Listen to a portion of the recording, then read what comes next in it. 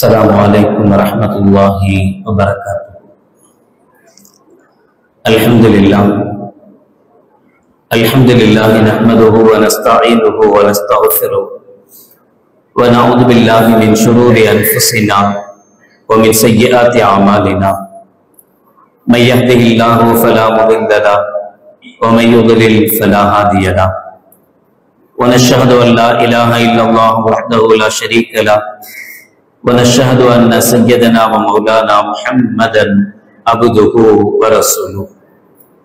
اللهم صل على سيدنا مولانا محمد طب القلوب ودوائها وعافية الأبدان وشفائها ونور الأبصار وضيائها وعلى آله وصحبه وسلم.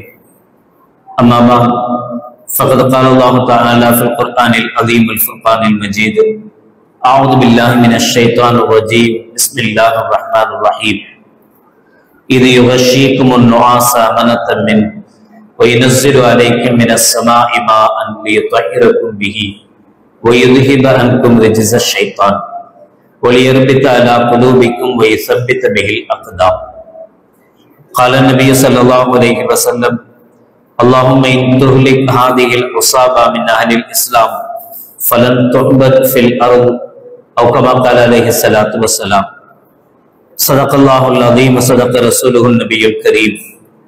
سبحانك لا علم لنا إلا ما علمتنا إنك أنت العليم الحكيم. رب اشرح لي صدري ويسر لي أمري واحلل عقدة من لساني يفقهوا قولي. إن أريد إلا الإصلاح ما استطعت وما توفيقي إلا بالله. புகழ் அனைத்தும் அல்லாஹ் ஒருவனுக்கே உரித்தாகட்டுமாக. ஸலாத் என்னும் கருணையும் சலாம் என்னும் ஈடேற்றமும் ஈருலக சர்தார் எம்பெருமானார் ரசூலே கரீம் ஸல்லல்லாஹு அலைஹி வஸல்லம் அவர்கள் மீதும் அவர்களுடைய அடிச்சுவடுகளை கடுகளவும் பிசகாக வாழ்ந்து வந்த உத்தம சத்திய சஹாபாக்கள், தாபிஈன்கள், தபா தாபிஈன்கள், நபிமார்கள், வலிமார்கள், ஷஹீதுகள் மற்றும் நம் அனைவர்கள் மீதும் ஏனைய இஸ்லாமியர்கள் மீதும் என்றென்றும் நிலவட்டுமாக. ஆமீன். பேரன்பிற்கும் பெருமதிப்பிற்கும் உரிய பெரியோர்களே, அல்லாஹ்வின் நல்லடியார்களே, அல்லாஹ் ஜல்ல ஷானஹு வ தஆலாவின் பெரும் கிருபையினால் புனித ரமலான் மாதத்தை அடைந்து 17ஆம் நாள் தராபீகை நிறைவு செய்து அமர்ந்திருக்கிறோம். அல்ஹம்துலில்லாஹ். இதுவரை உடல் ஆரோக்கியத்தை தந்து அமல் செய்ய வாய்ப்பளித்த அல்லாஹ் ஜல்ல ஷானஹு வ தஆலா இனி வரும் காலங்களிலேயும் முழுமையான உடல் ஆரோக்கியத்தோடு ரமலானை முழுமையாக அடைந்து நல்லமல்கள் செய்த நல்லவர்கள் கூட்டத்தில் நம் அனைவர்களையும் சேர்த்தல் புரிவானாக. ஆமீன். பேரன்பிற்கும் பெருமதிப்பிற்கும் உரிய பெரியோர்களே, அல்லாஹ்வின் நல்லடியார்களே, இன்றைய தலைப்பு கதிர் தந்த பதுர். கதிர் என்பது கண்ணியம். பத்ர் போர்க்களத்தின் மூலமாகத்தான் இஸ்லாத்துக்கு, இஸ்லாமியர்களுக்கு கண்ணியம் கிடைத்தது என்பதை இந்த வரலாறு நமக்கு உணர்த்தும். கிபி 624 ஜனவரி மாதம் ஹிஜ்ரி 2 ரமலான் பிறை 17 இந்த பத்ருடைய நிகழ்வு நடைபெறுகிறது. நபிகள் நாயகம் ரசூலுல்லாஹி ஸல்லல்லாஹு அலைஹி வஸல்லம் அவர்கள் மக்காவிலிருந்து மதீனாவுக்கு ஹிஜ்ரத் வந்த பிறகு மக்காவில் இருந்த 13 ஆண்டு காலங்கள், 40 வயசுல நபித்துவம் கிடைக்கிறது. 13 ஆண்டு காலங்கள் மக்காவில் ஸல்லல்லாஹு அலைஹி வஸல்லம் அவர்கள் தன்னுடைய ஏகத்துவ பிரச்சாரத்தை முன்னெடுக்கிறார்கள். அதனால் குறைந்த நபர்களே இஸ்லாத்தை ஏற்றுக்கொண்டாலும் கூட மிக அதிகமான சிரமங்களையும் கஷ்டங்களையும் நபிகள் நாயகம் ஸல்லல்லாஹு அலைஹி வஸல்லம் அவர்களும் யாரெல்லாம் அவர்களை ஈமான் கொண்டார்களோ அவர்களும் சகித்தார்கள். சொல்லில் வடிக்க முடியாத துன்பங்களை மக்கத்து குறைஷிகள் இஸ்லாமியர்களுக்கு தந்தார்கள். அவ்வளவு துன்பங்களையும் சஹாபாக்களும் நபிகள் நாயகம் ஸல்லல்லாஹு அலைஹி வஸல்லம் அவர்களும் பொறுத்து கொண்டார்கள். அப்துல்லாஹ் பின் அரத் ரலியல்லாஹு தஆலா அவர்கள் சொல்வார்கள், நபிகள் நாயகம் ஸல்லல்லாஹு அலைஹி வஸல்லம் அவர்கள் ஒரு முறை காபாவில் மத்தாஃபில் காபாவில் சாய்ந்தவர்களாக அமர்ந்திருந்த போது அப்துல்லாஹ் பின் அரத் ரலியல்லாஹு தஆலா அவர்கள் நபிகளாரிடத்தில் சொல்வார்கள், யா ரசூலல்லாஹ் ஸல்லல்லாஹு அலைஹி வஸல்லம், இந்த முஷ்ரிக்குகள், இந்த மக்கத்து குறைஷிகள் கடுமையான வேதனை தருகிறார்கள், தாங்க முடியாத தொல்லை தருகிறார்கள். இவர்களுக்கு எதிராக நீங்கள் அல்லாஹ்விடத்தில் கையேந்தி துஆ செய்யக்கூடாதா? இவர்களுக்காக நீங்கள் பதுவா செய்யக்கூடாதா என்று அப்துல்லாஹ் பின் அரத் ரலியல்லாஹு தஆலா அவர்கள் கேட்பாங்க. அவ்வளவு சிரமங்களை கஷ்டங்களை சகித்துக் கொண்டிருந்த சஹாபாக்கள் அவர்கள் கேட்டது நியாயம்தான். ஆனால் நபிகள் நாயகம் ஸல்லல்லாஹு அலைஹி வஸல்லம் சொன்ன பதில் என்ன தெரியுமா? நீங்க என்ன கஷ்டப்படுறீங்க? உங்களுக்கு அல்லாஹ் என்ன பெரிய கஷ்டத்தை தந்துட்டான்? முன்னால் வாழ்ந்த நபிமார்கள் எல்லாம் அவர்களுடைய உச்சந்தலையில் ரம்பம் வைக்கப்பட்டு சன்னஞ்சன்னமாக கொஞ்சம் கொஞ்சமாக உச்சந்தலையில் இருந்து இரண்டாக பிளக்கப்பட்டார்கள். உடல் இரண்டு துண்டாக பிளக்கும். அப்போதும் கூட அவர்களுடைய ஈமானில் மாற்றம் வரல. இப்படியெல்லாம் சிரமப்பட்டவர்கள், கஷ்டப்பட்டவர்கள் மார்க்கத்துக்காக. நீங்க என்ன கஷ்டப்படுறீங்கன்னு கேட்டாங்க நபிகள் நாயகம் ஸல்லல்லாஹு அலைஹி வஸல்லம். எந்த சூழலில்? பிலால் ரலியல்லாஹு தஆலா அவர்களுக்கு ஒட்டு துணி இல்லாமல் சுடு பாலை மணலில் கிடத்தி வைக்கப்பட்டு, அது போதாதென்று மேலே கல்லையும் தூக்கி வைக்கிற கொடூரமான மக்கள் வாழ்ந்த காலத்தில் நபிகள் நாயகம் ஸல்லல்லாஹு அலைஹி வஸல்லம் கேட்ட கேள்வி என்ன? நீங்க என்ன கஷ்டப்படுறீங்கன்னு கேட்டாங்க. அவ்வளவு கஷ்டங்களை, அவ்வளவு கொடூரங்களை அனுபவித்து கூட முஷ்ரிக்குகளுக்கு எதிராக போரிடுவதற்கோ எதற்கும் ஸல்லல்லாஹு அலைஹி வஸல்லம் அவர்கள் அனுமதி கொடுக்கல. பொறுத்து போங்க, பொறுத்து போங்க, பொறுத்து போங்கன்னு 13 வருஷம் பொறுத்துக்கிட்டே தான் இருந்தாங்க. ஒரு கட்டத்தில் மதீனாவுக்கு ஹிஜ்ரத் செய்து வந்த பிறகு நபிகள் நாயகம் ஸல்லல்லாஹு அலைஹி வஸல்லம் அவர்கள் இந்த 2 ஆண்டுகளுக்குள்ளாக நபிகளார் பார்த்த 2 முக்கியமான வேலைகள், மக்காவினுடைய முக்கிய வியாபார வழித்தடங்கள். மக்காவில இருந்து ஷாம்ல தான் அப்ப வியாபார தலம். மக்காவில இருந்து ஷாமுக்கு போய் தான் விற்பனைகள் செய்வாங்க, வாங்கிட்டு வருவாங்க, பொருள் வாங்கிட்டு வருவாங்க. போகக்கூடிய வழி மதீனா. மக்காவில இருந்து போறதுக்கு மதீனாவை கடந்துதான் போகணும் வியாபார கூட்டம். மதீனாவை கடந்துதான் ரிட்டர்ன் ஆகும். இதுதான் சூழல். இந்த வியாபார கூட்டம் கடந்து போகிற அந்த ரூட் இருக்குல்ல, அந்த வழிகள் இருக்குல்ல, அந்த வழிகள்ல நபிகள் நாயகம் ஸல்லல்லாஹு அலைஹி வஸல்லம் அவர்கள் மதீனாவுக்கு வந்த உடனேயே மதீனாவுக்கு வந்த பிறகு அந்த வழியில் இருக்கக்கூடிய மாற்று மதத்தவர்கள் ஸல்லல்லாஹு அலைஹி வஸல்லம் அவர்களை ஏற்றுக்கொள்ளாதவர்கள் தான்.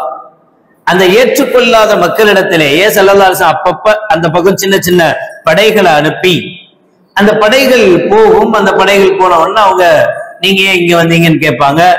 இல்ல, இது மதீனா, நாங்க எங்களுடைய இங்கதான் ஆட்சி செய்யறோம் என்று இவங்க விளக்கம் சொல்ல, ஒரு கட்டத்தில் 2 பேருக்கும் மத்தியில சில உடன்படிக்கைகளை நபிகள் நாயகம் ஸல்லல்லாஹு அலைஹி வஸல்லம் செஞ்சுக்கிட்டாங்க. ஆரம்பத்திலே என்ன உடன்படிக்கைன்னா, லக்கும் தீனுக்கும் வலிய தீன், நாங்க இஸ்லாத்துல இருப்போம், நீங்க உங்க இதுல கொள்கையில இருக்கிறீங்க, இருங்க.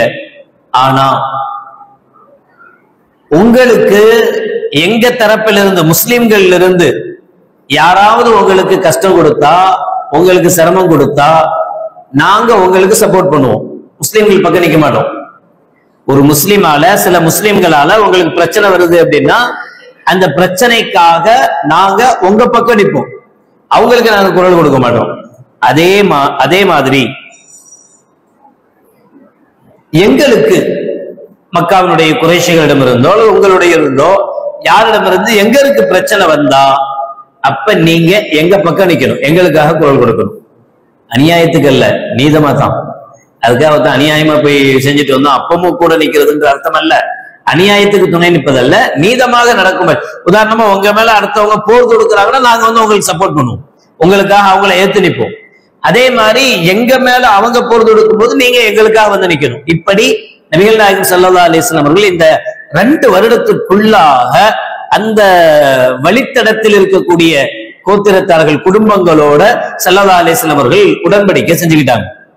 2வது, அடிக்கடி மதீனாவிலிருந்து சின்ன சின்ன சரியாக்கள் சொல்லுவாங்க. சின்ன சின்ன படைகள், குட்டி படைகள், 10 பேர் கொண்ட ஒரு படை, 15 பேர் கொண்ட படை, இப்படி ஸல்லல்லாஹு அவ்வப்போது அப்பப்ப இந்த வழித்தடங்களுக்கு கூட்டத்தை அனுப்பிட்டே இருந்தாங்க. அதுக்கு என்ன ரீசன் அப்படின்னா, மதீனாவிலிருந்து மக்காவிலிருந்து ஷாம் போற அந்த வழிக்கு பல ரூட் இருந்தது, பல வழிகள் இருந்தது. ஒவ்வொரு தடவையும் நபிகள் நாயகம் ஸல்லல்லாஹு அலைஹி வஸல்லம் அவர்கள் படைகளை அனுப்பும் போது ஒரே ரூட்ல அனுப்ப மாட்டாங்க. ஒவ்வொரு தடவையும் ரூட்டை மாத்தி மாத்தி மாத்தி மாத்தி அனுப்புவாங்க. இதனால என்ன ஆச்சுன்னா, மதீனாவில் இருந்த மதீனாவாசிகளுக்கு தெரியாத சில ரூட்லாம் இப்ப அவங்களுக்கு தெரிஞ்சுக்கிச்சு. பல வழிகள், ஒரு இடத்துக்கு போகணும் அப்படின்னா பல ரூட் இருக்கு அப்படின்றது முன்னாடியே என்ன செஞ்சிட்டாங்க, முஸ்லிம்கள் தெரிஞ்சு வச்சுட்டாங்க. இதனால எல்லா விதமான தரைவழி பாதையினுடைய பழக்க வழக்கங்கள் மதீனால இருக்கக்கூடிய அன்சாரிகளுக்கு ஏற்பட்டுச்சு. அதே மாதிரி சுத்தி இருக்கக்கூடியவர்கள் அப்பப்ப முஸ்லிம்கள் படையெடுத்து வர்றாங்க, முஸ்லிம்கள் வர்றாங்க போறாங்க அப்படிங்கிற இதை பார்த்துட்டு, ஆஹா மதீனாவுல முஸ்லிம்கள் கொஞ்சம் எஃபெக்டா இருக்காங்க, முஸ்லிம்கள் அதிகமாயிட்டாங்க என்கிற ஒரு பயம் சுத்தி இருந்தவங்களுக்கு வருவதற்கு இவைகள் எல்லாமே காரணமாக இருந்தது. இந்த சூழல்ல தான் டிசம்பர் மாசம் 623 டிசம்பர்ல ஜமாத்துல் ஆஹிர் ஹிஜ்ரி 2ல அபு சுஃபியான், அது வரைக்கும் இஸ்லாத்துல ஏற்றுக்கொள்ளல, பின்னாடி இஸ்லாத்துக்கு வந்தாங்க. அபு சுஃபியான் அவர்களுடைய தலைமையில மக்காவில இருந்து ஒரு வியாபார கூட்டம் கிளம்பி ஷாமுக்காக போகுது. அப்படி போகும்போது நபிகள் நாயகம் ஸல்லல்லாஹு அலைஹி வஸல்லம் அவர்கள் இந்த விஷயம் ரசூலுல்லாஹ்வுக்கு கிடைக்குது. அது அல்லாம மிகப்பெரிய வேலை என்னன்னா, அவங்க மக்காவில இருந்து அனுப்புறாங்கல்ல அந்த படை, அவங்களுக்குள்ள ஒற்றுமை இருந்தது. அந்த காலத்துல இருந்து இந்த காலம் வரைக்கும் அப்படிதான். நமக்குள்ளதான் ஒற்றுமை இல்லாம இருக்கும். நம்மளை எதிர்த்து எவன் நிக்கிறானோ அவன்லாம் நல்லா இருப்பான், அவன்லாம் சேர்ந்து நிற்பான், ஒன்னா நிக்கிறதுக்கு தயாரா இருப்பான்.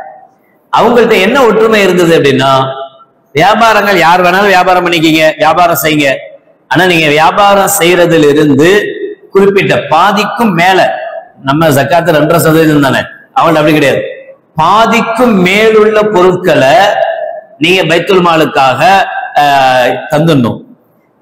தந்துட்டா இதுல இருந்து நாம என்ன செய்வோம்னா, இந்த பொருட்கள்ல இருந்து பணங்காசுல இருந்து ஆயுதங்கள் வாங்குவோம். ஏன்னா கொஞ்சம் கொஞ்சமாக முஹம்மது ஸல்லல்லாஹு அலைஹி வஸல்லம் அவர்கள் மதீனாவுக்கு போன பிறகு கொஞ்சம் கொஞ்சமா அந்த இஸ்லாம் வளர்ந்துகிட்டே இருக்கு, தொடர்ந்து இப்படியே விட முடியாது. அதனால ஒரு பெரும் போர் நமக்கு தேவைப்படும். போருக்காக நம்ம தயாரிப்பு செய்ய வேண்டிய அவசியம் இருக்கு. கண்டிப்பா நம்ம போருக்கு தயாராகணும். அதனால யார் எங்க வியாபாரத்துக்காக போனாலும் வந்தாலும் சரி, உங்களுடைய லாபத்திலிருந்து பாதிக்கும் மேற்பட்ட பகுதியை நீங்க போர் தளவாடங்கள் வாங்குறதுக்காக கொடுத்துடணும் அப்படின்ற ஒப்பந்தம் இருந்துச்சு. அந்த ஒப்பந்தத்தின் அடிப்படையில தான் அபு சுஃபியான் அவர்களுடைய தலைமையில இந்த படையும் வருது. அப்ப ஒண்ணு, குறைஷிகளுக்கு இது பக்கபலம், பொருளாதார வளர்ச்சி. ரெண்டாவது, இந்த பொருளாதாரம் மக்காவுக்கு போய் திரும்ப மதீனால இருக்கக்கூடிய முஸ்லிம்களை தாக்க போகுது என்கிற செய்தி. அதனால கண்மணி நாயகம் ரசூலுல்லாஹி ஸல்லல்லாஹு அலைஹி வஸல்லம் அவர்கள் அபூ சுஃபியானுடைய படை திரும்பி வரும்போது அவங்கள மக்காவுக்கு போக விடாம மதீனாவிலேயே தடுக்கணும் அப்படின்னு ஸல்லல்லாஹு அலைஹி வஸல்லம் அவர்கள் முடிவெடுக்கிறார். முடிவெடுத்துதான் அதுக்கு பின்னால் ஸல்லல்லாஹு அலைஹி வஸல்லம் அவர்கள் ஒரு சில ஒற்றர்கள் அனுப்புறாங்க. ஒற்றர்கள் முன்னாடியே வர்றாங்க. வந்து அபூ சுஃபியானுடைய படை எந்த வழியா போக போகுதுன்றது தெரிஞ்சுக்கிறாங்க. எப்படி தெரிஞ்சுக்கிறாங்கன்னா, 2 பெண்கள் பேசுறாங்க. அந்த 2 பெண்கள் பேசும்போது, நான் உனக்கு கடன் தரணும்ல, சீக்கிரம் தந்துடுறேன், இன்னைக்கு அல்லது நாளைக்கு அபூ சுஃபியானுடைய படை இந்த பக்கமா தான் வரும், வரும்போது நான் அவங்களுக்கு ஹெல்ப் பண்ணுவேன். சுத்தி இருக்கிறவங்க அவங்களுக்கு தண்ணி கொடுப்பாங்க, ஹெல்ப் பண்ணுவாங்க. ஹெல்ப் பண்ணும்போது அவங்க இவங்களுக்கு என்ன செய்வாங்க, காசு பணங்கள் கொடுப்பாங்க. அப்படி கொடுக்கும்போது அந்த பணம் காசு எனக்கு கிடைச்சிரும், கிடைச்சா நான் உனக்கு தந்துடுறேன், உன்னுடைய கடன் அடைச்சிடுறேன் அப்படின்னு அந்த பெண்கள் பேசினது. இதையெல்லாம் கேட்டுட்டு அந்த ஒற்றர்கள் நேர நபிகள் நாயகம் ஸல்லல்லாஹு அலைஹி வஸல்லம் அவங்கள்ட்ட வந்து இந்த நிகழ்வை, படம் வருது, இந்த ரூட்ல வருது என்கிற விஷயத்தையும் ஸல்லல்லாஹு அலைஹி வஸல்லம் சொல்லிட்டாங்க.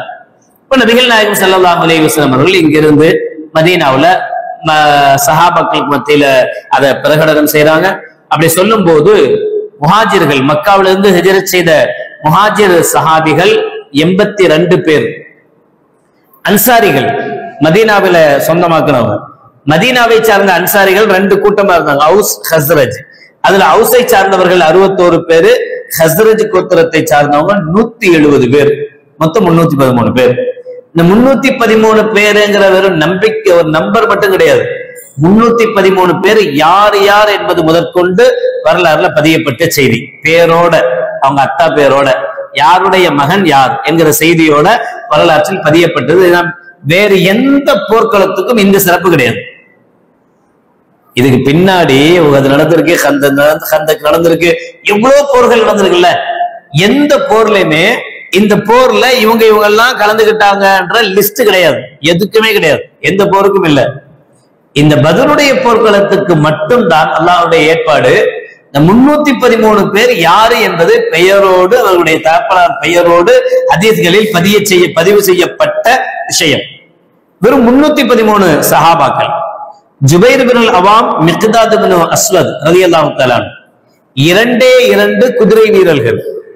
பாருங்க, ஒரு பெரிய படைய தாக்குறதுக்காக போகக்கூடிய படை 2 குதிரை வீரர்கள், 70 ஒட்டகம். இதுதான் இஸ்லாமியர்களுடைய படை பலம். இதோட தான் நபிகள் நாயகம் ஸல்லல்லாஹு அலைஹி வஸல்லம் அவர்கள் கிளம்பி போயிட்டு இருக்கிறாங்க. ஆனா அபூ சுஃபியான் அவங்க இதை விட பயங்கரமான அறிவாளி. அபூ சுஃபியான் அவர்கள் வர்றாங்க. வரும்போதே அவங்க மதீனாவை நெருங்கக்கூடிய அந்த கட்டத்திலேயே அவங்களும் எதிரிகள் யாரும் வந்துடக்கூடாது, யாரும் நம்மளுடைய இதுக்கு பாதகம் வந்துடக்கூடாதுன்றதுல ரொம்ப கவனமா வந்துட்டு இருக்காங்க. ஆனா மதீனாவிலிருந்து கூட்டம் வருதுன்றத அவங்க எய்ம் பண்ணல, அவங்க யோசிக்கல. ஒரு கட்டத்துல ஒரு ஒட்டகத்தினுடைய சாணத்தை கிளறி பார்க்கும் போது இந்த சாணத்தில் இருந்த பேரித்தம் கொட்டை, அது மதீனாவை சார்ந்த பேரித்தம்பளத்தினுடைய கொட்டை அப்படின்னு அபூ சுஃபியான் கண்டுபிடிக்கிறாங்க. எவ்வளவு பெரிய அறிவாளியா இருப்பார் பாத்துக்கங்க. சாணத்துல இருந்த ஒட்டகம் சாப்பிட்ட அதனுடைய சாணம், சாணத்தில் இருந்த பேரித்தம் கொட்டை, இது மதீனாவினுடைய பேரித்தம் கொட்டை அப்படின்னா அப்ப சம்திங் மதீனாவிலிருந்து ஏதோ சில ஒற்றர்களோ யாரோ ஒட்டகமோ இங்க வந்திருக்கு, அப்ப நமக்கு ஏதோ சில ஆபத்துகள் நிகழலாம் அப்படின்றது யூகிக்கிறார் அபூ சுஃபியான். யூகிச்ச உடனேயே என்ன செய்யறாரு அப்படின்னா, லம்லம் இப்னு அம்ரு என்பவரை, அவர் அந்த ஓரத்துல இருக்கக்கூடிய ஒரு ஆளு, அவரை கூப்பிட்டு அவருக்கு 20 மிஸ்கால், அப்பவே 20 மிஸ்கால் பணத்தை கையில கொடுத்து, நீ எனக்காக ஒரு வேலை செய்யணும், எங்க மேலதான் மதீனாவுல உள்ளவங்களுக்கு எல்லாம் குறி, நீ இந்த ஊர்ல உள்ளவன், நீ இங்க லோக்கல் ஆள், உன்னை பத்தி யாரும் சந்தேகப்பட மாட்டாங்க, நீ எனக்கு என்ன ஹெல்ப் பண்ணணும்னா நீ மக்காவுக்கு போ, மக்காவுக்கு போய் மக்கால போய் நான் அனுப்பினேன். அபூ சுஃபியான் அனுப்பினாரு, இப்படி ஒரு பிரச்சனை மதீனாவில இருந்து தாக்குதலுக்குண்டான ஒரு நிலை இருக்கலாம் என்று பயப்படுறாரு, அதனால முடிந்த அளவு நீங்க ஹெல்ப் பண்றதுக்காக மக்காவில இருந்து படை திரட்டிட்டு வாங்க அப்படின்ற ஒரு செய்தியை 20 மிஸ்கால் அவருக்கு கொடுத்து லம்லம் இப்னு அம்ர மக்காவுக்கு அனுப்பி வைக்கிறார். இவரு மக்காவுக்கு போறார். மக்காவுக்கு போய் மக்கால போய் விஷயத்த சொல்றாரு. விஷயத்துல சொன்ன உடனே மக்கால அபூ லஹப்னுடைய தலைமையில பயங்கரமான கூட்டம் நடைபெறுது. அபூ லஹப் ரொம்ப வயசான ஆளுக்களவன். அவரு தான் வர முடியலங்கிறதுக்காக 4000 திர்ஹம் வெள்ளிக்காசு, 4000 திர்ஹத்தை ஆசிம் இப்னு ஹிஷாம் என்கிற ஒரு நபருக்கு கொடுத்து, எனக்கு பதிலா நீ இந்த போர்ல போய் கலந்துக்கணும்னு சொன்னார். அந்த அளவு அவங்களும் இதை முக்கியத்துவமா கருதுனாங்க. இது ரொம்ப முக்கியம், இதுல நம்ம ஜெயிச்சே ஆகணும்ன்றது விரும்பினாங்க. அதனால அபூ லஹப் அந்த அளவுக்கு செஞ்சான். அபூ ஜஹலுக்கு 70 வயசு. அந்த பத்ருடைய யுத்தத்தின் போது அபூ ஜஹலுக்கு 70 வயசு கிழவன். இது மாதிரி எல்லா வயசான மூத்த ஆட்கள், குறைஷிகளுடைய தலைவர்கள் அந்த படையில இருந்தாங்க. இப்ப இங்கிருந்து 13000 பேர் மக்காவில இருந்து மட்டும், அபூ சுஃபியானுடைய கூட்டம் தனி, அது அல்லாம மக்காவிலிருந்து மட்டும் கிளம்பி வந்தவங்க 13000 பேரு, 100 குதிரை, 600 கவச ஆடைகள், ஒட்டகத்துக்கு அளவே கிடையாது. எந்த அளவுக்கு ஒட்டகம் அப்படின்னா, உணவு பொறுப்பு 9 குறைஷி தலைவர்களுக்கு. படை மக்காவிலிருந்து புறப்பட்டு எங்க போதோ அங்க போய் இதெல்லாம் போரெல்லாம் முடிஞ்சு திரும்பி வர்ற வரைக்கும் 9 தலைவர்கள் உணவுனுடைய பொறுப்பு எடுத்துக்கிட்டாங்க. நம்ம ஒரு நாள் சோறு கொடுக்கறதுக்கே நாக்கு தள்ளி போகுது இல்ல, 29 மட்டும் சாப்பாடு கொடுக்கலாம் எல்லாத்துக்கும் அப்படின்னு முடிவு பண்ணி எல்லாத்துக்கும் சாப்பாடு செய்யலாமான்னு யோசிச்சாலே அது போடுறதுக்குள்ள போதும் ஆயிடுது. சில இடத்துல சில பேருக்கு அதனால கெட்ட பேர் வேற, வசூல் பண்ணிக்கிட்டான், அது பண்ணி எவ்வளோ இருக்கு. ஆனா அங்க அப்படி இல்லை பாருங்க, எதிரி கூட்டத்துல அப்படி இல்லை. தேவைப்படுதுன்னு சொன்ன உடனே கொஞ்சம் கூட யோசிக்காம 9 குறைஷி தலைவர்கள் தாமாக முன் வந்து தயாரானாங்க. சாப்பாட்டு பொறுப்பு எங்களுது அப்படின்னு சொன்னாங்க. ஒரு நாளைக்கு 9 to 10 ஒட்டகங்களை அறுத்தாங்க சாப்பிடுறதுக்கு. சாப்பாட்டுக்கு மட்டும் ஒரு நாளைக்கு 10 ஒட்டகங்கள் வரைக்கும் அறுத்தாங்க. இங்க வர்றதுக்கே 70 ஒட்டகம் தான். சாப்பாட்டுக்கு ஒரு பேரீச்சம்பழத்தை கொஞ்சம் கொஞ்சமா பிச்சு ஆளுக்கு ஒவ்வொரு துண்டு சாப்பிட்டுக்கணும். எது முஸ்லிம்களுடைய படைகளுடைய நிலை என்னன்னா, ஒரு பேரீச்சம்பழத்தை பல பாகமா பிச்சு அதுல ஒவ்வொரு துண்டை என்ன செஞ்சுக்கணும், சாப்பிட்டுக்கணும். இன்னும் சில பேர் அதுல கொஞ்சத்தை சூப்பி அதனுடைய டேஸ்ட் வந்து இறங்கின பிறகு வச்சுக்குவாங்க அடுத்த நேரத்துக்கு சாப்பிடறதுக்காக. என்னாச்சு சொல்லுவா? இப்படி முஸ்லிம்களுடைய படை. ஆனா எதிரிகளுடைய படையில 10 ஒட்டகங்களை அறுத்து சாப்பிடுற அளவுக்கு உண்டான ஒட்டகங்கள் அவங்கள்ட்ட இருந்தது. இப்படித்தான் கிளம்பி வந்தாங்க. ஆனா அவங்கள்ட்ட பெருமை இருந்தது. அவங்கள்ட்ட ஹக்க அழிக்கணும், பாத்தில நிலைநாட்டணுங்கிற எண்ணம் இருந்தது. அல்லாஹ் சொல்லுவான், வலா தக்கூனு கல்லதீன ஹரஜு மின் தியாரிஹிம் பதரன் வ ரிஆ அன்னாஸ். மற்றவர்களைப் போல அவர்களைப் போல நீங்க ஆயிடாதீங்க. அவங்க வீட்டில இருந்து கிளம்பும் போதே பெருமை பிடித்தவர்களாக மக்களுக்கு காட்டணுங்கிறதுக்காக அவங்க கிளம்பி வந்தாங்க. அல்லாஹ்வுடைய பாதையை அடைக்கணுங்கிறதுக்காக அவர்கள் வந்தார்கள் என்று அந்த கூட்டத்தை பத்தி அல்லாஹ் ஜல்ல ஷானஹு வ தஆலா சொல்லுவான். இப்படி 13,000 பேரோட மக்காவில இருந்து அந்த புறப்பரப்பு வந்துகிட்டு இருக்கு. அபூ சுஃபியான் ஆளை அனுப்பிட்டாரு. ஆளை அனுப்பிட்டு அபூ சுஃபியான் யோசிக்கிறார், இந்த ரூட் நமக்கு சரியா தெரியல, அதனால ரூட்டை மாத்தணும்னு முடிவு பண்ணி மதீனாவிலேயே வேறொரு ரூட்டு வழியா அபூ சுஃபியானுடைய படை மதீனாவை தாண்டி போயிடுது. இவங்க மக்காவில இருந்து கிளம்பி மதீனாவில இருந்து கிளம்பி ஸல்லல்லாஹு அலைஹி வஸல்லம் படை பாதி தூரம் தான் வந்திருக்காங்க. இவங்க வர்றதுக்கு முன்னாடி அபூ சுஃபியானுடைய படை இந்த ரூட்ல வராம வேற ரூட் வழியா மதீனாவையே தாண்டிடுச்சு. இனி இவங்க பின்னாடியே விரட்டிட்டு போறதான் உண்டே தவிர இல்லைன்னா அவங்கள தடுக்கக்கூடிய வழி இல்லை என்கிற அளவுக்கு அபூ சுஃபியானுடைய படை தாண்டிடுச்சு. தாண்டின உடனே அபூ சுஃபியான் மதீனாவுடைய எல்லை தாண்டின பிறகு இன்னொரு ஆளை பிடிச்சி அவர்கிட்ட ஒரு செய்தியை அனுப்பி விடுறாரு, படை தாண்டிடுச்சு, இனி நமக்கு எந்த பயமும் இல்லை, அதனால வந்தவங்க எல்லாம் ரிட்டர்ன் போயிடுங்க, நாங்களும் பின்னாடியே வந்துகிட்டு இருக்கோம் அப்படின்னு அபூ சுஃபியான் அடுத்த செய்தி அனுப்புறாரு. இந்த செய்தி மக்காவில இருந்து படை புறப்பட்டு பாதி தூரம் வந்த போது இடையில இந்த செய்தி அபூ சுஃபியான் அனுப்புனா இரண்டாவது செய்தி கிடைக்குது. இரண்டாவது செய்தியில அபூ சுஃபியான் என்ன சொல்லியிருக்காருன்னா, நீங்க வர வேணாம், வந்தவங்க எல்லாம் திரும்ப ரிட்டர்ன் ஆயிடுங்க. எவ்வளவு பேர் வந்திருந்தாலும் இவருக்கு தெரியாது, எவ்வளவு பேர் வர்றாங்க என்ன எதுவுமே தெரியாது. அதனால எவ்வளவு பேர் வந்திருந்தாலும் சரி வர்றவங்க ரிட்டர்ன் ஆயிடுங்க, நாங்களும் பின்னாடியே வந்துகிட்டு இருக்கோம் அப்படின்னு சொன்னார். இந்த செய்தி கிடைக்கும் போது அந்த மக்காவினுடைய படை எல்லாம் உட்கார்ந்து யோசிக்கிறாங்க என்ன பண்ணலாம். அப்ப அபூ சுஃபியான் சொல்றார், 70 வயசு கிழவன், இன்னல்லாஹ கத அன்ஜா ஈரக்கும் வ அம்பாலக்கும் ஃபர்ஜிஉ. அபூ சுஃபியான் சொன்ன வார்த்தை. அபூ ஜஹல் சொன்னது, வல்லாஹி லா நர்ஜிஉ ஹத்தா நரித பத்ரன். நாங்க கிளம்பி போத்தான் செய்வோம். மக்காவுல இருந்தும் மதீனாவில இருந்தும் வர்றவங்களுக்கு உண்டான சென்டரா அந்த பத்ருடைய இடம் இருக்கு, பத்ருடைய கிணறு இருக்கக்கூடிய அந்த இடம் இருக்கு. குறைஞ்சபட்சம் மதீனாவுக்கு போலனாலும் போய் நாங்க தாக்க மாட்டோம், ஆனா பத்ரு வரைக்கும் போவோம், அந்த இடத்து வரைக்கும் போவோம். போய் நுகீமு பிஹா ஸலாத்தன், அங்க 3 நாள் நாங்க தங்கி இருப்போம். ஃபனன்தஹிருல் ஜுஸூர, எங்களுடைய ஒட்டகங்கள் எல்லாம் அறுத்து நல்லா சாப்பிடுவோம். நுத்கிமு தஆம் வ நஸ்கில் ஹம்ர, நல்ல சாப்பிடுவோம், நல்ல தண்ணி அடிப்போம். ஃபதஸ்மஉ பினால் அரப ஃபலா யஸூலுன யுஹாபுனா. அங்க இருந்து நாங்க ஆட்டம் 3 நாள் இந்த வெற்றியை, அபூ சுஃபியானுடைய படை கிளம்பி தாண்டி வந்துருச்சுல்ல, இந்த வெற்றியை இருந்த இடத்துல இருந்து கொண்டாட மாட்டோம், மதீனாவுக்கு பக்கத்துல போய் மதீனால உள்ள முஸ்லிம்கள்லாம் பாக்குற மாதிரி அவங்களுக்கு இந்த செய்தி சேர்ற மாதிரி பத்ருடைய களத்துக்கு போய் 3 நாள் தங்கி இருந்து அங்க நல்லா அறுத்து சாப்பிட்டு தண்ணி எல்லாம் அடிச்சு கும்மாளம்லாம் போட்டு நாம வெற்றியை கொண்டாடிட்டு தான் நாங்க திரும்ப வருவோம் அப்படின்னு அபூ சுஃபியான் சொல்ல. அப்ப அந்த படைக்குள்ள சில கருத்து வேறுபாடு ஏற்படுது. ஒரு சிலர் ஆமா போலாம் அப்படின்னு சொல்ல, இன்னும் ஒரு சிலர் வேணான்னு சொல்ல. அஹ்னஸ் இப்னு ஷரீக் அவர் இதுக்கு எதிர்ப்பு தெரிவிக்கிறார், வேணாங்கிறார்.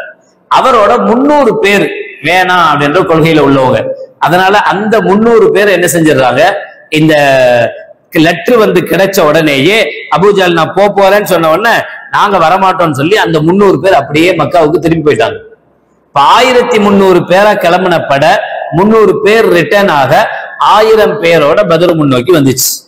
இங்க எது நபிகள் நாயகம் ஸல்லல்லாஹு அலைஹி வஸல்லம் அவர்கள் 313 பேரோட பத்ர் முன்னோக்கி நபிகள் நாயகம் ஸல்லல்லாஹு அலைஹி வஸல்லம் போனாங்க.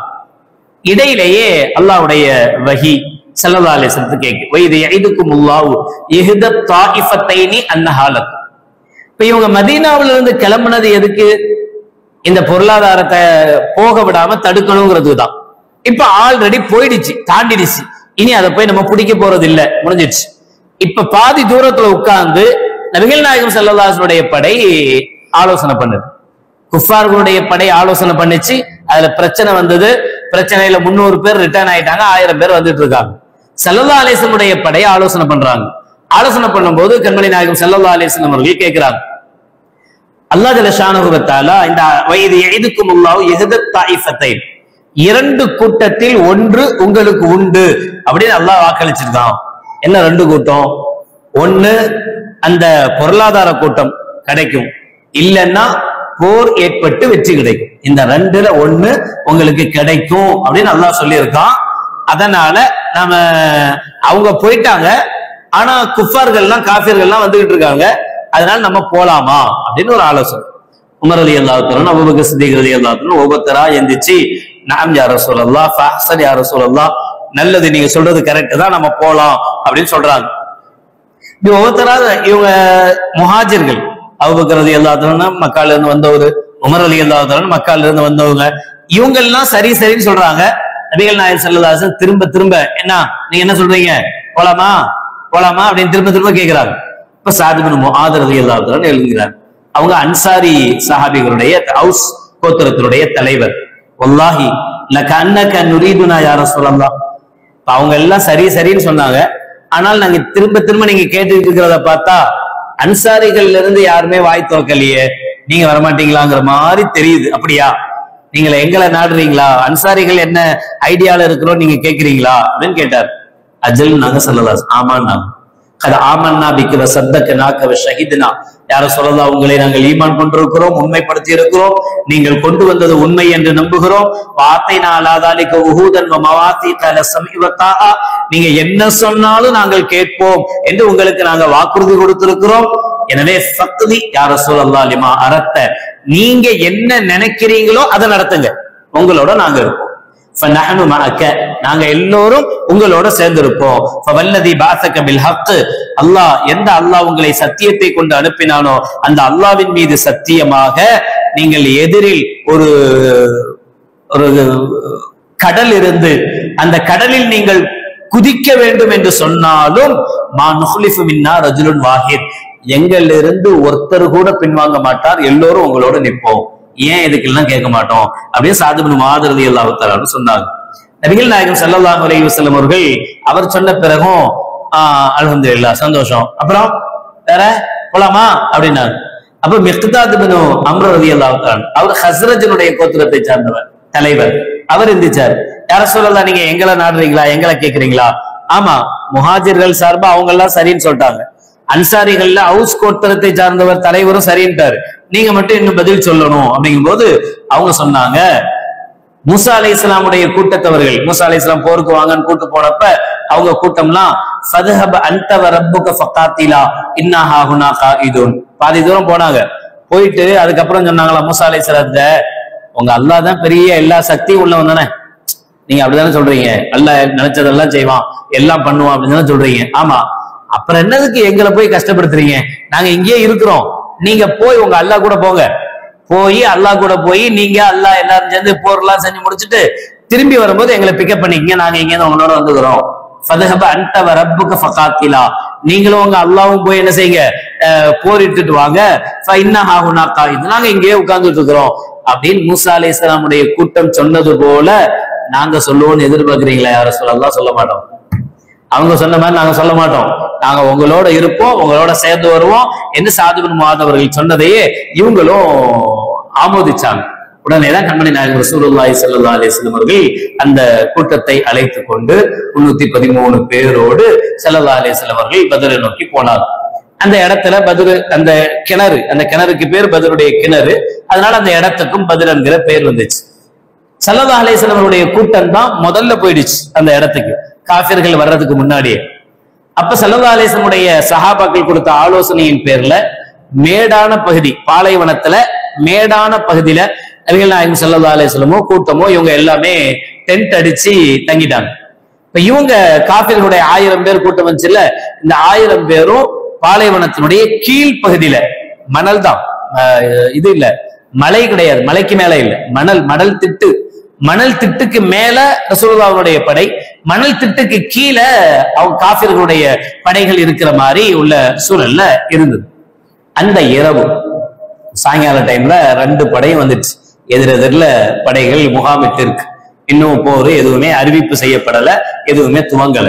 அந்த இரவு தான் கண்மணி நாயகம் ரசூலுல்லாஹி ஸல்லல்லாஹு அலைஹி வஸல்லம் அவர்களுக்காக சையதுனா அபூபக்கர் சித்திக் ரலியல்லாஹு தஆலா அவர்கள் காவல் நின்று அவங்களுடைய டென்ட்டுக்கு முன்னாடி, ஏன்னா எதிரிகள் எப்ப வேணாலும் ரசூலுல்லாஹ்வை தாக்கலாங்கிறதுனால டென்ட் அடிச்சு அவங்களுக்கு காவல் நின்று எல்லாம் செஞ்சாங்க. அப்ப ஸல்லல்லாஹு அலைஹி வஸல்லம் அவர்கள் அல்லாஹ்ட்ட உருக்கமா துஆ செஞ்சாங்க, தொழுதுட்டு அல்லாஹ்ட்ட அல்லாஹும்ம அன்ஷுதுக அஹ்தக வ வஅதக அல்லாஹும்ம இன் ஷிஅத லம் துக்பல். யா அல்லாஹ், இந்த கூட்டத்தினருக்கு, இந்த கூட்டத்துக்கு அல்லாஹும்ம இன் துலிக் ஹாதிஹில் உஸாபா மின் அஹ்லில் இஸ்லாம் ஃபலன் துக்பல் ஃபில் அர்த். இஸ்லாத்தை சார்ந்த இந்த கூட்டத்தை நீ அழித்து விட்டால் இனி நீ வணங்கப்பட மாட்டாய். அப்படின்னா உன்னை வணங்குறதுக்கு நீ யாருமே இருக்க மாட்டாங்க. இந்த 313 பேர் தான் இஸ்லாம், இவங்க தான் முஸ்லிம்ஸ். இவங்களை நீங்க அழிச்சிட்ட, இவங்களை நீ அழிச்சிட்ட, இனி உன்னை வணங்குவதற்கு யாரும் இருக்க மாட்டாங்க, எல்லாம் போயிடுவாங்க. அந்த அளவுக்கு நபிகள் நாயகம் ஸல்லல்லாஹு அலைஹி வஸல்லம் அவர்கள் இருந்து அல்லாஹ்ட்ட துஆ செஞ்சாங்க. தாங்க முடியாத அபூபக்கரை, உமர் தான் கொஞ்சம் வேகமா இருப்பார், அபூபக்கர் ரலியல்லாஹு தான் ரொம்ப நிதானமான ஆள். அவங்களே ஸல்லல்லாஹு அலைஹி வஸல்லம் ஜிப்பாவை பிடிச்சி இழுத்து, யார சொல்லலாம், நம்ம ஹக்கல தான் இருக்கோம், அல்லாஹ் உங்களுக்கு உதவி செய்வான், நீங்க ஏன் இவ்வளவு கவலைப்பட்டு அழுகுறீங்க, நீங்க ரசூலுல்லாஹ் அந்த அளவுக்கு அழுதுருக்கிறாங்க. அபூபக்கரால் தாங்க முடியாத அளவுக்கு ஸல்லல்லாஹு அலைஹி வஸல்லம் அன்னைக்கு அழுதுருக்கிறாங்க.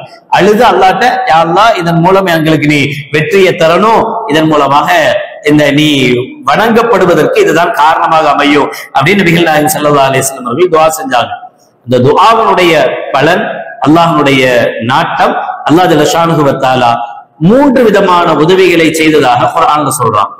ஒன்னு, இஸ் தஸ்தகீஸூன ரப்பக்கும் ஃபஸ்தஜாப லக்கும் அன்னி முமித்துக்கும் பி அல்ஃபின் மினல் மலாயிகத்தி முர்திஃபீன். நபியே, அல்லாஹ்விடத்தில் நீங்கள் உங்களுடைய ரப்பிடத்தில் உதவி தேடிய நேரத்தில், இஸ்திகாசா அப்படின்னா அல்லாஹ்ட்ட உதவி தேடுவது, உதவி தேடிய நேரத்தில் ஃபஸ்தஜாப லக்கும், அல்லாஹ் உங்களுக்கு பதிலளித்தான்.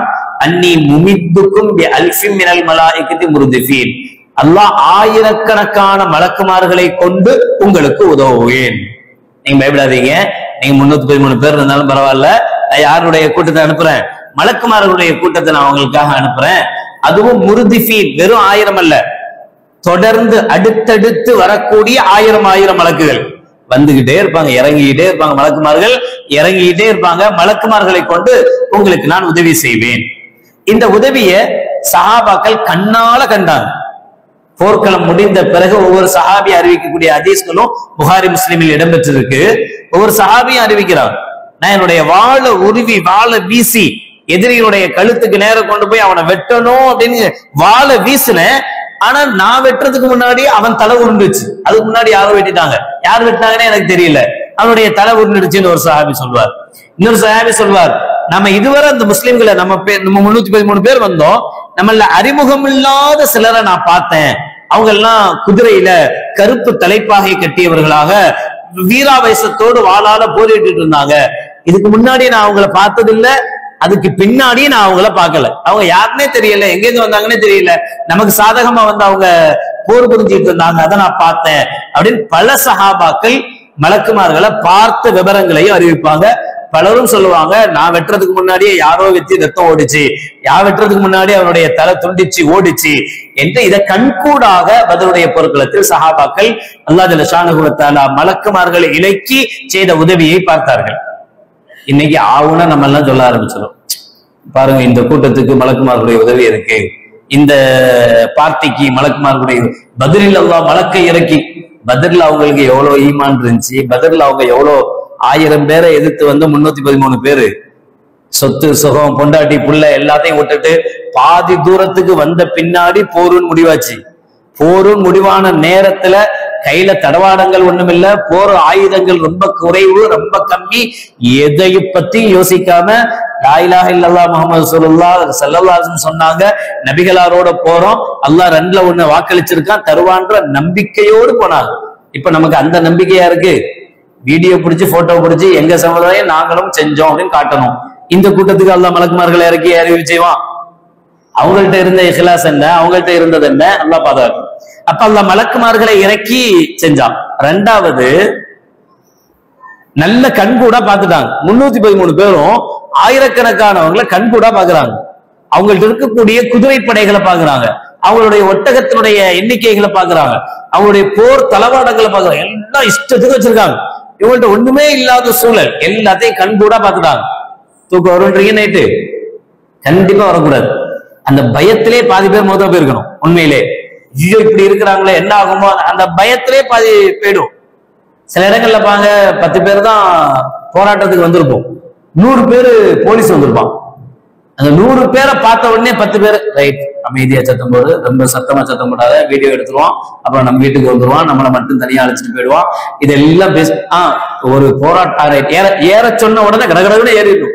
6 மணிக்கு விட்டுருவான், ஏறிடுவோம். முதல்ல எக்ஸ்ட்ரா நம்மளை விட அதிக கூட்டத்தை பார்த்த உடனே இயற்கையிலேயே ஒரு பயம் வந்துடும். பயம் வரணும் இல்லையா? ஆனா அல்லாஹ் ஜல்ல ஷானஹு வ தஆலா என்ன செஞ்சான்? இது யுவஷீக்குமுன் நுஆஸ அமனத்தன் மின், சஹாபாக்களுக்கு பாதுகாப்பாக அல்லாஹ் ஜல்ல ஷானஹு வ தஆலா அந்த இரவில் அவர்களுக்கு தூக்கத்தை, குட்டி தூக்கத்தை கொடுத்தார். நிம்மதியான தூக்கம். சும்மா லேஸ் மாசான தூக்கம்லாம் இல்ல. சில டைம் தூங்குற மாதிரி படுத்திருப்போம், தூக்குற மாதிரி கனவு வரும், அதெல்லாம் வரும், காலைல முடிச்சா தூங்குற மாதிரியே, அந்த தூக்கம் இல்ல. இது நிம்மதியான தூக்கம். படுத்ததும் தெரியல, எந்திரிச்சதும் தெரியல. படுத்த உடனே ஐயோ எதிரி வருவானே, எவனாவது வெட்டுற மாதிரி இருக்கும், குத்துற மாதிரி இருக்கும், எதிரி வந்துட்ட மாதிரி எதுவுமே இல்லை. நிம்மதியா தூங்கினாங்க. 2வது. 3வது உதவி அல்லாஹ் சொல்றான், وَيُنَزِّلُ عَلَيْكُم مِّنَ السَّمَاءِ مَاءً لِيُطَهِّرَكُم بِهِ وَيُذْهِبَ عَنكُم رِجْزَ الشَّيْطَانِ وَلِيَرْبِطَ عَلَى قُلُوبِكُمْ وَيُثَبِّتَ بِهِ الْأَقْدَامَ. நல்ல மழை, தேவையான மழை. மழை பெஞ்ச உடனே இவங்க மேல் பகுதியில இருந்தாங்களா, பாலைவனத்துல இருக்கிறதுக்குண்டான தண்ணி கஷ்டம் எல்லாமே இருந்தது. மேற்பகுதியில இருந்ததுனால அங்கங்க குழி நோண்டாங்க. குழியில தண்ணி தேங்கி நின்றுக்குச்சு. தேவையான குடிக்கிற அளவுக்கு உண்டான தண்ணி ஆயிடுச்சு. மீதி உண்டான தண்ணி எல்லாமே மொத்தமா கீழே இருந்தாங்கல்ல, மொத்தமா எல்லா தண்ணியும் கீழே வந்துருச்சு. அவனுங்களுக்கு கீழே இருந்தவங்களுக்கு அதிகமான தண்ணினால சிரமத்தினால நிம்மதி இழந்து போய் நைட்டெல்லாம் தூக்கம் கெட்டு போய் நைட் அவனுக்கு தூக்கமும் இல்ல, பயங்கரமான சேறு சகதி, எல்லா சிரமமும் எல்லா கஷ்டத்தையும் அனுபவிச்சாங்க. அல்லாஹ் ஜல்ல ஷானஹு வ தஆலா மேல இருந்த சஹாபாக்களுக்கு எல்லா விதமான நிகழ்வுகளையும் அல்லாஹ் ஜல்ல ஷானஹு வ தஆலா கொடுத்தான். இது உயிரை நல்ல தெரியும், உயிர் போயிடும், உயிரை பணைய வச்சு வந்ததுதான் பதில். அதனாலதான் எந்த சஹாபிக்கும் இல்லாத சிறப்புகளை கண்மணி நாயகம் ரசூலுல்லாஹி ஸல்லல்லாஹு அலைஹி வஸல்லம் அவர்கள் பத்ர் சஹாபிகளுக்கு கொடுத்தாங்க. சஹாபாக்கள் சிறப்புக்குரியவர்கள் தான். சஹாபாக்கள்ல மத்த சஹாபிகளுக்கு இல்லாத தனித்தன்மைய ஸல்லல்லாஹு அலைஹி வஸல்லம் பத்ருடைய சஹாபி கொடுத்தாங்க. உங்களுக்கு தெரியும், ஃபத்ஹ் மக்காவின் போது ஹிஜ்ரி 9ல ஸல்லல்லாஹு அலைஹி வஸல்லம் மக்காவுக்கு படையெடுத்து போறாங்க. படையெடுத்து போறாங்கன்ற செய்தி மக்கா மதீனாவுல இருக்கக்கூடிய முஸ்லிம்களுக்கு மட்டும்தான் தெரியும், மக்கால உள்ளவங்களுக்கு தெரியாது. ரகசிய படையெடுப்பு இது. இந்த ரகசிய படையெடுப்பாக ஸல்லல்லாஹு அலைஹி வஸல்லம் தயாராயிட்டு இருக்கும் போது ஒருத்தர் என்ன பண்ணிட்டாரு, இந்த ராணுவ ரகசியத்தை ஒரு பெண்ணின் மூலமாக லெட்டர் கொடுத்து விட்டு மக்காவுல இருக்கக்கூடிய தன்னுடைய குடும்பம் எல்லாமே விட்டுட்டு வந்தவங்க தானே, குடும்பம் ரசூலுல்லாஹ்வை ஏற்றுக்கொள்ளாதவங்க இருந்தாங்க. சரி என்ன இருந்தாலும் மாமானா போச்சே மச்சானா போச்சே, இப்படி படை வருதுன்ற விஷயத்த மட்டும் சொல்லி வைப்போம், அவங்களாவது கொஞ்சம் பாதுகாப்பா இருப்பாங்க அப்படின்ற எண்ணத்துல ஒரு லெட்டர் வச்சு கொடுத்து விட்டாரு. ஸல்லல்லாஹு அலைஹி வஸல்லத்துக்கு அல்லாஹ் ஜல்ல ஷானஹு வ தஆலா அறிவிச்சு கொடுத்தான். ஸல்லல்லாஹு அலைஹி வஸல்லம் அலி ரலியல்லாஹு தஆலா அவர்களையும் சில சஹாபாக்களை அனுப்பி முதற்கொண்டு சொல்லி இந்த இடத்துக்கு போங்க, அங்க ஒரு பொம்பளை போயிட்டு இருப்பா, அந்த பெண்ணிட்ட ஒரு லெட்டர் இருக்கு, அதை வாங்கிட்டு வாங்கன்ற அளவுக்கு ஸல்லல்லாஹு சொல்லி விடுவாங்க. இவங்களும் போய் கேட்பாங்க, அந்த பொம்பளை இல்லைன்னு சொல்லுவா. அலி ரலியல்லாஹு தஆலா சொல்லுவாங்க, ஸல்லல்லாஹு அலைஹி வஸல்லம் சொன்னது பொய்யாகாது, வாங்கிட்டு தான் இருக்குன்னு சொன்னாங்க, மரியாதையா தா, இல்லைன்னா ஆடையெல்லாம் கழட்டி செக் பண்ண வேண்டியது வரும்னாங்க. அப்புறம் கொண்டைக்குள்ள மறைச்சு வச்சிருந்த லெட்டர் எடுத்து கொடுத்தா, வாங்கிட்டு வந்துட்டாங்க. ரகசியம் போகல, பாதுகாக்கப்பட்டுடுச்சு. வந்த உடனே உமர் ரலியல்லாஹு தஆலா தாங்க முடியாத கோவம், சஹாபாக்கள் எல்லாம் பயங்கரமான கோவம். நம்ம கூடயே இருந்துட்டு இவர் இப்படி பண்ணிட்டாரு, ராணுவ ரகசியத்தை வெளியிட்டாரு அப்படின்ற கோபம். விடுங்க, அவரை நான் கொல்லட்டும் அப்படின்னு நிக்கிறாங்க. அப்ப கண்மணி நாயகம் ரசூலுல்லாஹி ஸல்லல்லாஹு அலைஹி சொன்ன வார்த்தை என்ன தெரியுமா? என்ன நீங்க அவரை அடிக்கலாம் பிடிக்கலாங்கிறீங்க? அன்னஹு ஷஹீத பத்ரன், அவர் பத்ருடைய போர்க்களத்தில் கலந்து கொண்ட சஹாபி. மறந்துட்டீங்களா? அவர் தப்பே செஞ்சாலும் அல்லாஹ் பத்ருடைய போர்க்களம் முடிஞ்ச உடனே சஹாபாக்கள் கொடுத்த மிகப்பெரிய சர்டிபிகேட் என்ன தெரியுமா? இனி நீங்கள் என்ன வேண்டுமானாலும் செய்து கொள்ளுங்கள், என்ன செஞ்சாலும் குற்றம் அல்ல. உங்க உயிரை பணைய வச்சு மார்க்கத்தை பாதுகாக்கிறதுக்காக நீங்க முன் வந்தீங்கல்ல, அதுக்காக அல்லாஹ் கொடுத்த பெரிய கிஃப்ட் என்ன? இனி நீங்க என்ன செஞ்சாலும் குற்றம் இல்லை. அதனால்தான் பத்ர் சஹாபாக்களுக்கென்று, பத்ரில் கலந்து கொண்ட சஹாபிகளுக்கென்று ஒரு தனி முக்கியத்துவத்தை கண்மணி நாயகம் ரசூலுல்லாஹி ஸல்லல்லாஹு அலைஹி வஸல்லம் செஞ்சாங்க. வஃபாத் ஆனாலும் கூட, வஃபாத் ஆயிட்டா எல்லாத்துக்கும் ஜனாஸா தொழுவிக்கிறோம்ல, பத்ர் சஹாபியாக இருந்தால் அவர்களுக்கு அதிகப்படியான தக்பீரோடு ஜனாஸா தொழுவிக்கணும். எக்ஸ்ட்ரா தக்பீர் சொல்லணும். அந்த எக்ஸ்ட்ரா தக்பீர்ல இருந்தே மற்றவங்களுக்கு தெரிஞ்சிடும், ஓ இவர் பத்ர் சஹாபியா தான் எக்ஸ்ட்ரா தக்பீர் சொல்றாங்க அப்படின்னு புரியணும். அதிகப்படியான தக்பீர் எப்ப?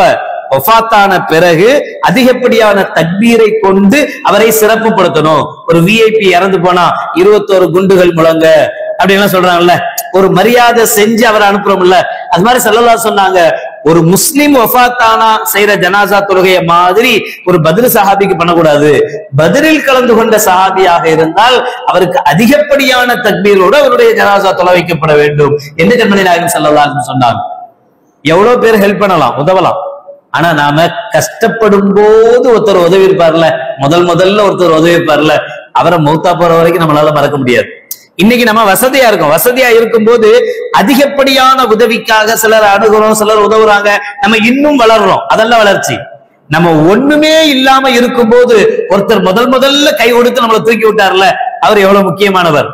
இன்னைக்கு யார் எவ்வளவு மார்க்கத்திற்காக அள்ளி கொடுத்தாலும் சரி, எத்தனை கோடிகளை கொடுத்தாலும் சரி, இவை அனைத்தும் அன்னைக்கு பத்ருடைய போர்க்களத்துல சஹாபாக்கள் கொடுத்த ஒரு சில சொட்டு வியர்வைக்கு கூட சமமாகாது. அவ்வளவு உயர்வுக்கு சொந்தக்காரர்கள் பத்ரியன்கள், பத்ருடைய சஹாபாக்கள். எனவேதான் இந்த புனிதமான நாளை கண்மணி நாயகம் ரசூலுல்லாஹி ஸல்லல்லாஹு அலைஹி வஸல்லம் சந்தோஷமாக இருந்தார். பத்ருடைய போர்க்களத்தினுடைய வெற்றியில ரசூலுல்லாஹி